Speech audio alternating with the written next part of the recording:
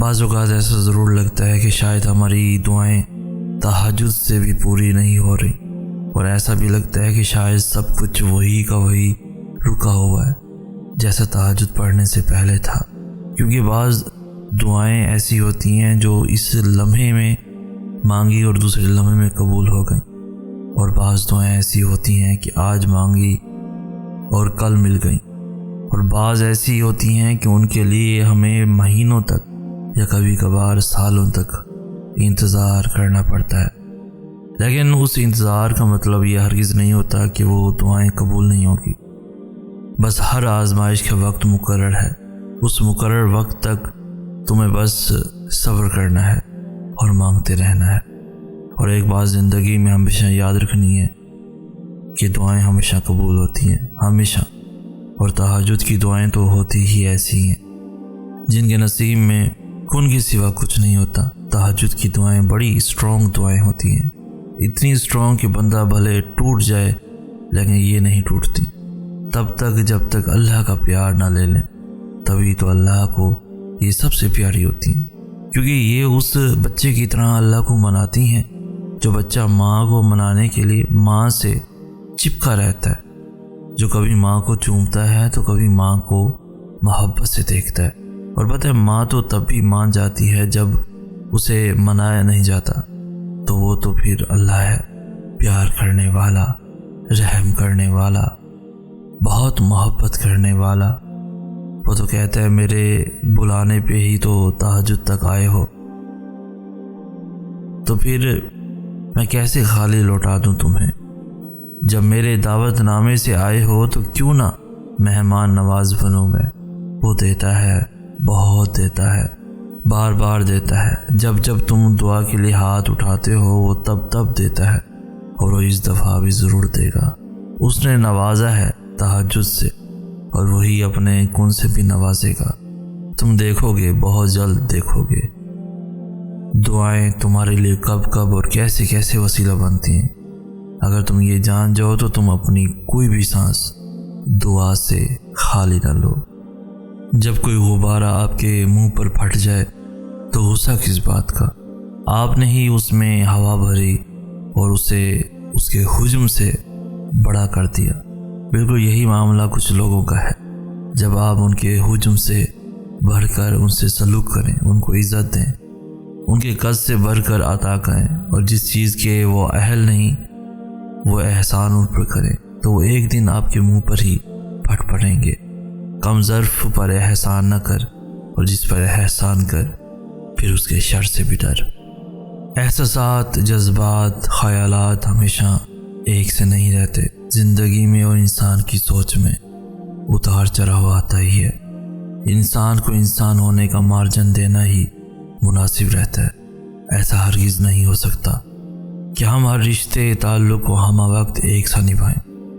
بات بہت معمولی سی معلوم ہوتی ہے، لیکن صرف اسی وجہ سے ہمارے کئی رشتے ہم سے دور ہو جاتے ہیں، کیونکہ ہماری دوسروں سے لگائی امیدیں منہ زور ہونے لگتی ہیں، اور ہم غلطی تب کرتے ہیں جب ان امیدوں کو پورا ہوتے نہ دیکھ کر خود کو اذیت میں ڈال لیتے ہیں۔ انسانوں کو انسان سمجھنا سیکھیے۔ کسی سے غلطی ہو جائے تو معاف کر دیں، کیونکہ ہم بھی غلطی کر سکتے ہیں۔ کچھ بھی ناممکن نہیں ہوتا، ہم بس ایسا سوچ لیتے ہیں کہ یہ چیز نہیں ہو سکتی۔ کیوں نہیں ہو سکتی؟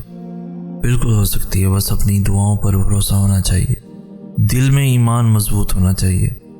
جب سچے دل سے دل میں بغیر کوئی شک لائے تم اللہ سے مانگو گے تو وہ بھی تمہاری دعاؤں پر کن کہہ دے گا۔ اپنے دل سے تمام شک ختم کر دو، ہر دعا پوری ہوگی، اور جو نہیں ہوگی اس میں بہتری ہوگی، اور اس کے بدلے اس سے بھی بہترین چیز ملے گی، اور یا پھر تمہارے دل سے اس چیز کی خواہش ہی ختم ہو جائے گی جو تمہارے لیے بہتر نہیں۔ بیٹا کیا ہوا؟ رات کے اس پہر باہر اکیلے کیوں بیٹھے ہو؟ کچھ نہیں اماں، بس دل بوجھل سا ہے، نیند نہیں آ رہی۔ کیا ہوا میرے شہزادے کو؟ اماں ایک بات پوچھوں؟ جی میرا پتر، پوچھنا۔ اماں کبھی کبھی دل کی دھڑکنیں بے ترتیب کیوں ہو جاتی ہیں؟ ایسا کیوں لگتا ہے جیسے دل میں دھڑکنیں بکھری پڑی ہوں؟ پتر یہ جو دل ہے نا، یہ رب سونے کا حجرہ ہے، جب اس دل میں اس کے مالک کے بجائے کوئی کرایہ دار آ کے رہنے لگ جائے تو وہ اس کا خیال نہیں رکھتا، اس حجرے میں پڑی چیزوں کو ترتیب سے نہیں رکھتا، اس کی مرمت نہیں کرتا، کیونکہ اسے معلوم ہوتا ہے میں اس میں چند دن کا مہمان ہوں، جیسے ہی مجھے اس سے بہتر جگہ ملے گی میں وہاں منتقل ہو جاؤں گا۔ لیکن پتر جو مالک ہوتا ہے نا، وہ مکان کبھی نہیں چھوڑتا، چاہے جتنا بوسیدہ، جتنا ٹوٹا پھوٹا کیوں نہ ہو، وہ اس میں رکھی تمام چیزوں کو نہایت سلیقے کے ساتھ رکھتا ہے، اس کی ٹوٹ پھوٹ کی مرمت کرتا ہے۔ اور پتر یہ بس اسی سونے رب کی شان ہے جو ٹوٹے دلوں میں رہتا بھی ہے اور اسے جوڑتا بھی ہے۔